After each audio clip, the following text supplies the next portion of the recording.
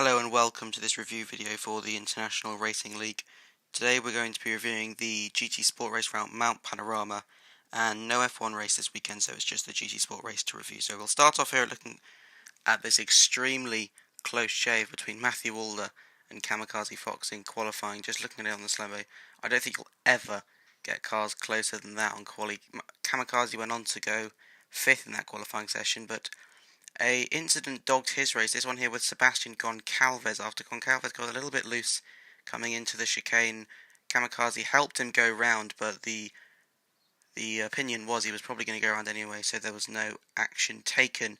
Matthew Walder took pole position, but the story of his season so far really, dominating in qualifying, but one mistake after another led to a pretty disappointing race. The first one was Killer KD, Rob Small, who he let pass for the lead, and then when trying to get back, a little bit of a opportunistic move around the outside at the top of the hill led to a little bit of damage on the right front of the car, but that wasn't really any major problems for him. You can see a fantastic save coming up in a minute. There it is.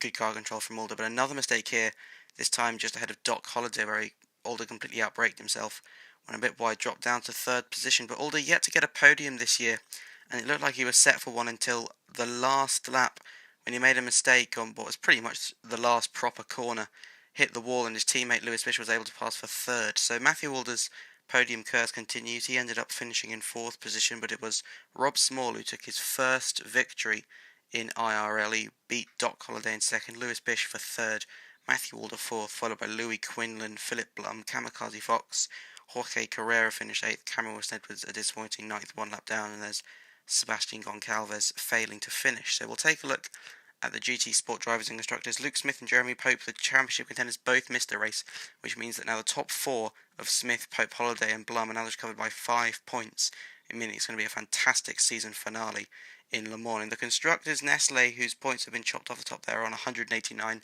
26 points ahead of BMW Monster Racing in 2nd. Those are the ones fighting it out for the constructors, and the United States have already wrapped up the Nations Cup. So we'll move on now to the next weekend in F1.